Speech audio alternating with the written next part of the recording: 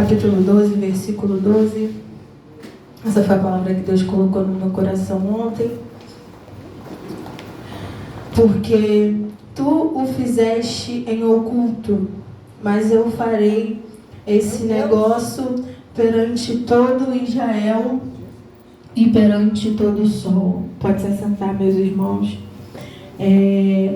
Para a gente poder entender esse capítulo 12, versículo 12, eu vou explicar um pouquinho sobre o capítulo 11. Eu pedi para o Senhor confirmar essa palavra no meu coração quando eu cheguei aqui, e o pastor começou a cantar corinhos de fogo sobre guerra. E no capítulo 11 vai começar a dizer que era um ano que os reis tiravam para guerrear, mas Davi prefere ficar em Jerusalém.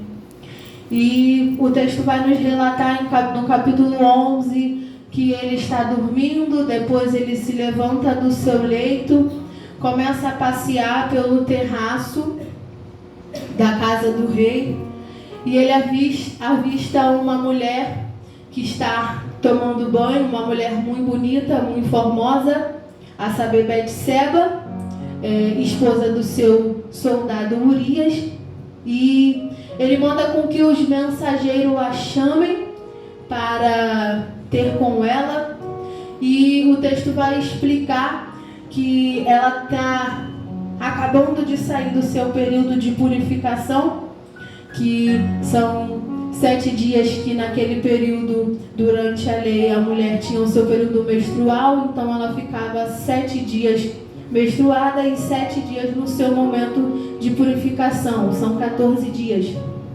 Isso está em Levíticos número 15, depois vocês podem dar uma passeada lá. E Davi toma essa mulher para si, e depois ela pede para que a notícia chegue ao rei, pede para alguém avisar ao rei que ela está grávida. E envergonhada, na minha versão, diz que ela manda dizer ao rei que ela está pejada, e pejada no dicionário quer dizer envergonhada, ou na versão mais atual de algumas bíblias vai dizer que ela está grávida.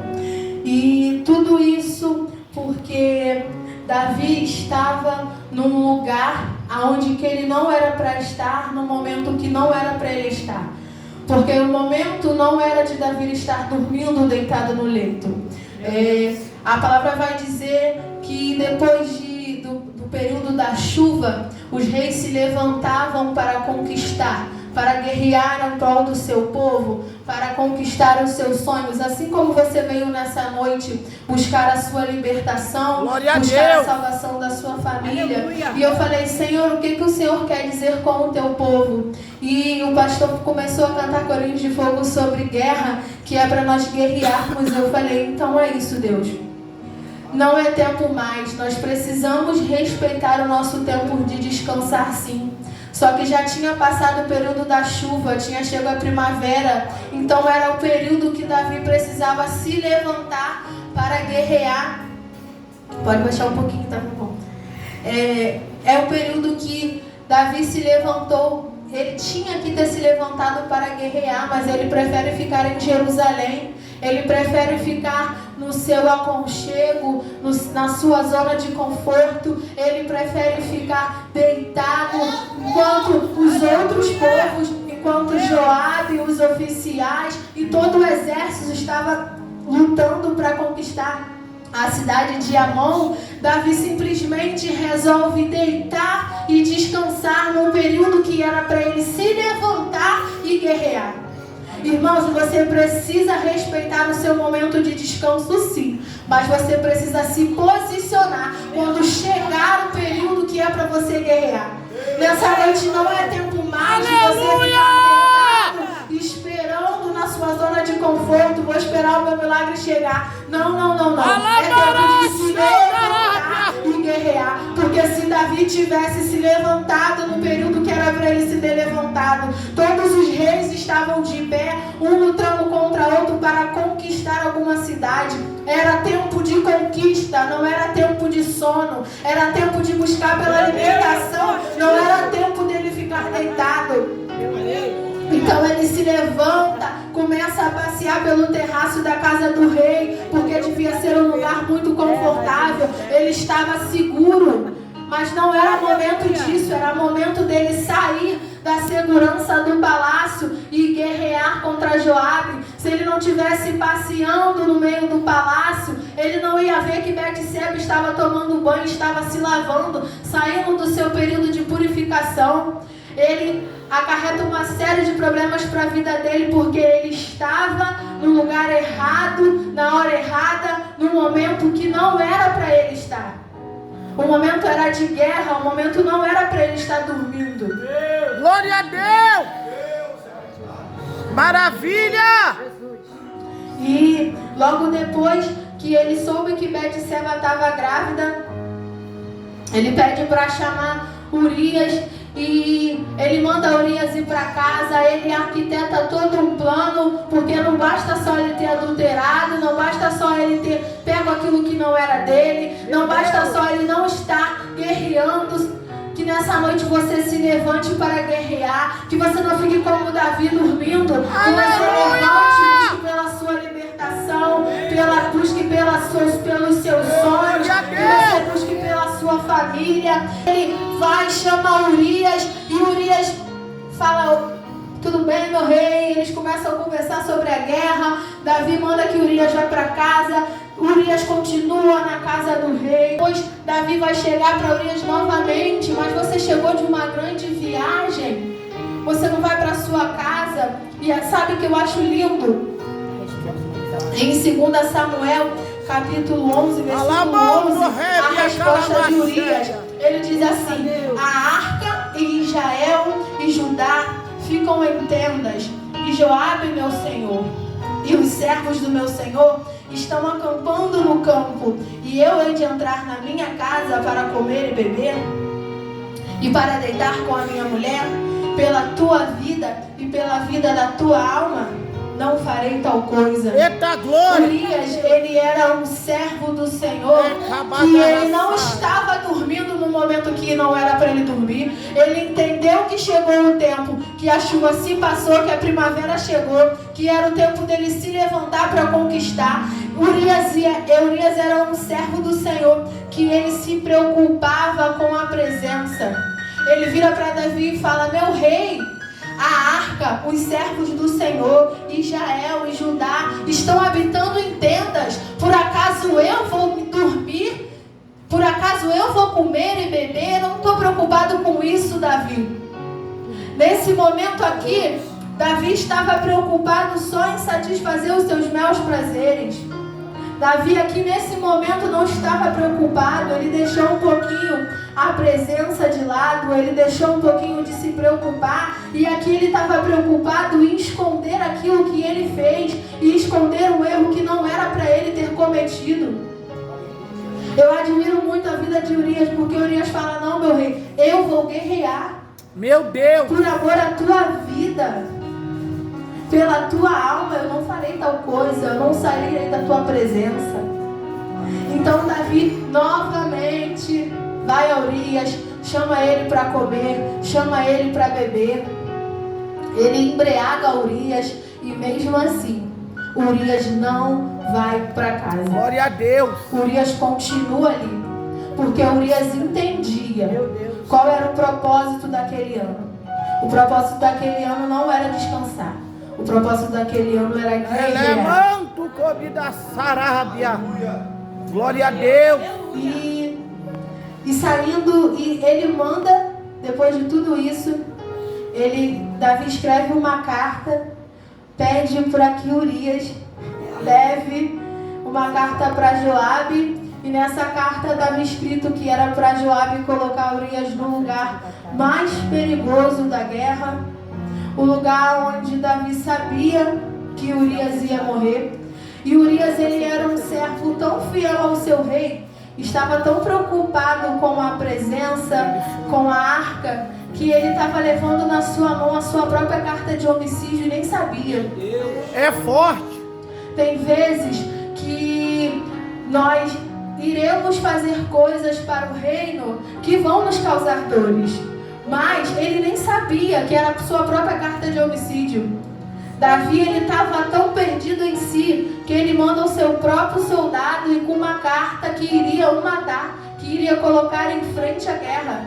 Urias está indo levar a sua carta de homicídio nas mãos de Joabe, e Joabe era o comandante ali do exército, e Urias entrega essa carta na mão de Joabe. Joabe coloca ele num lugar perigoso. Depois Urias morre. E eu dei essa volta toda para chegar no capítulo 12, porque depois que Urias morre, eu acho que Davi pensou que o Senhor não estava vendo o que ele estava fazendo. Davi era um homem de intimidade com Deus, nós podemos saber disso. Nesse período aqui ele cometeu 2 falhas muito grandes, que foi o adultério e o homicídio. Mas o que será que passou na cabeça de Davi? Porque ele fez tudo escondido. Conversou com Joabe, fez tudo bem ali, sem ninguém saber de nada. Mandou Urias para um lugar perigoso. Será que Davi achou que Deus não estava vendo o que ele estava fazendo? Será que Davi achou que Deus não viu que ele cometeu um adultério, que ele cometeu um assassinato? Será que Davi não achou que Deus não ia cobrar o que ele estava fazendo em oculto? Irmão, essa palavra é um pouquinho pesada, mas foi a palavra que Deus colocou no meu coração. Glória a Deus! Eu não costumo ficar pregando muito sobre conserto, mas foi a palavra que Deus ardeu no meu coração em casa. O que será que nós estamos fazendo no oculto? Será que nós estamos pensando que o nosso Senhor não está vendo? Chega no capítulo 12, Natan vai contar uma história para Davi. Vai chegar para Davi e vai falar: Davi tinha um servo pobre, ele só tinha uma, se eu não me engano, uma cordeira, alguma coisa assim. E uma cordeira no capítulo 4. E ele pegou só essa que ela tinha. O homem era muito rico, tinha muitas coisas. Engraçado que Davi vai se enfurecer e vai falar para Natan: esse homem é digno de morte. Natan chega e pega e fala: esse homem é você, Davi. Pegou. Esse homem é você. Sabe por quê, gente? Porque às vezes estamos na casa do Senhor igual Davi, cheio de pecado em oculto, mas a gente quer apontar o irmão que veio aqui na frente e confessar o pecado. Meu Deus. Davi, não, esse homem é digno de morte. Esse homem é você. Aleluia. Nós somos dignos de morte. Nós não éramos merecedores de estar aqui, mas pela infinita graça, pela infinita misericórdia, Ele nos alcançou. Glória a Deus. E Deus falou isso ao meu coração: filha, tem muitos na minha casa, não, hoje em dia, no meio do Evangelho, que estão com tanto pecado em oculto, mas quer julgar um pecado que foi revelado. Meu Deus. Forte, hein? Jesus. E Davi, depois que Natan fala tudo isso sobre ele, Natan fala: porque tu fizeste isso em oculto, mas eu farei perante todo Israel. Eu farei revelar. Deus iria revelar o que Davi estava fazendo em oculto. Meu Deus. E que nessa noite a gente possa entender, porque Davi depois falou assim: então disse Davi a Natan: pequei contra o Senhor. E disse Natan: também o Senhor ultrapassou o teu pecado e não morrerás. Deus perdoou o pecado de Davi porque ele reconheceu que o que ele tinha feito era errado. Deus perdoou o pecado de Davi porque ele reconheceu a sua fraqueza. Aleluia. Por isso que eu comecei cantando: cria em mim, ó Deus, um coração puro Glória a E Deus. renova em mim um espírito inabalável. Eu quero ser, Senhor, um Amadara homem segundo cantaramaia. o teu coração. Nome de Jesus, aleluia. Que nessa noite tudo o que está em ocultos na nossa vida, que nós possamos revelar. Porque aquele que confessa, ele alcança misericórdia. Aquele que confessa e deixa, alcança a misericórdia. E que nessa noite nós possamos sair do escondido, parar de fazer coisas em ocultos. O que será que nós estamos fazendo quando os nossos pastores não estão nos olhando? O que será que nós estamos fazendo quando a missionária não está olhando para a gente? O teu pastor não está vendo, a tua pastora não está vendo, mas o Senhor fala: o que vocês fazem em oculto, tanto para me agradar, tanto para me desobedecer, eu, o Senhor, vejo todas as coisas. E o Senhor manda perguntar: vai confessar? Ou quer que eu revele a todo Israel? Vai confessar ou quer que eu confesse a todo o povo? Gente, eu falo isso aqui com muita graça, porque que a misericórdia do Senhor me alcance. Mas foi isso que o Senhor colocou no meu coração. Vai confessar o teu pecado que está em oculto, ou você vai querer que o Senhor revele e exponha a tua vergonha? Meu Deus. Vai deixar de lado aquilo que desagrada o Senhor. Vai pedir perdão como Davi fez. No Salmo 51, Davi vai se humilhar perante a presença do Senhor. Vai falar: Senhor, cria em mim um coração reto. Davi, ele pôs o trono dele, mesmo depois disso tudo, ele pôs o trono dele à prova e ele falou: Senhor, pode retirar tudo de mim, só não retire a tua presença. Aleluia! Só não retire o teu espírito da minha vida. Davi tinha um reinado, gente. Ele aproveitou o reinado aqui no verso 12 para poder se deleitar no momento que era para ele guerrear. Só que quando ele reconhece aquilo que ele fez, ele fala: Senhor, eu não preciso disso. Eu não preciso dessas vestes reais. Eu não preciso desse ouro. Eu não preciso de tanta riqueza. Eu preciso da tua presença, Senhor. E Davi fala: Senhor, pode tirar tudo. A tua presença continue na minha vida. Que a tua presença continue no meu lar. Que a tua presença continue no meu reinado. Se o Senhor quiser tirar, você tira, Senhor. Só não se afaste de mim. Meu Deus! Porque Davi sabia como era ruim. Eu deveria imaginar quanto difícil era viver sem a presença de Deus. Quantas vezes viemos para a casa do Senhor, fazemos as coisas do Senhor, colocamos as mãos nas coisas do Senhor, mas cadê a presença dEle? E que nessa noite nós possamos deixar, largar tudo aquilo que está em oculto, largar tudo aquilo que está desagradando ao Senhor. E você dizer nessa noite: Senhor, tira de mim os carrapichos. Senhor, tira de mim aquilo que te desagrada. Senhor, tira de mim, Senhor, aquilo que me afaste da tua presença. Será que nessa noite você tem coragem para dizer: Senhor, tira esse relacionamento que não te agrada. Senhor, tira, Senhor, essa amizade que não te agrada.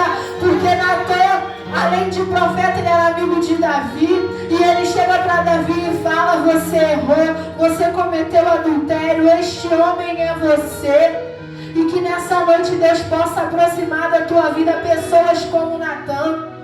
Verdade. Sai dessa desses amigos que te levam para fazer coisas em oculto. Sai dessa desses amigos que te levam para fazer coisa no escurinho. Aleluia! Porque isso não é amigo, não. Amigo de verdade te carrega para a presença. Amigo de verdade te leva para o arrependimento. Amigo de verdade fala: vamos para a igreja porque nós precisamos mudar. Eu creio que nessa noite você veio buscar a tua libertação e que nessa noite você possa sair daqui liberto, transformado, cheio da presença de Deus, fazendo essa oração: Senhor, retira de mim. Quando a gente pede para Deus retirar, dói, porque Deus retirou de mim, afastou muitas coisas, mas eu queria a presença dele. Então, se eu queria a presença dele, eu precisei abrir mão de um casamento que não era da presença dele. Não estou aqui apoiando divórcio, não, mas foi o Senhor que tirou, porque era necessário. Estou respaldada pela palavra, graças a Deus. Mas será que nós teríamos coragem de orar igual Davi e falar: Senhor, pode tirar tudo de mim? Tira tudo, Senhor, só não tira a tua presença. Só não tira, Senhor, a tua presença. A tua presença, ela é doce. A tua presença, ela é santa. E assim eu agradeço a minha oportunidade, fazendo você refletir nessa noite. Se aquilo que você está vivendo vale mais que a presença do Senhor. Meu Deus! Se aquilo que você está vivendo vale mais a pena do que viver em santidade. Se aquilo que você está vivendo é mais gostoso do que entrar nos portões celestiais e ouvir: ah, bem-vinda minha de meu Pai, pode entrar. Aleluia, Deus. Que a presença do Senhor alcance a sua vida nessa noite. Amém? Eu agradeço a minha oportunidade em nome de Jesus.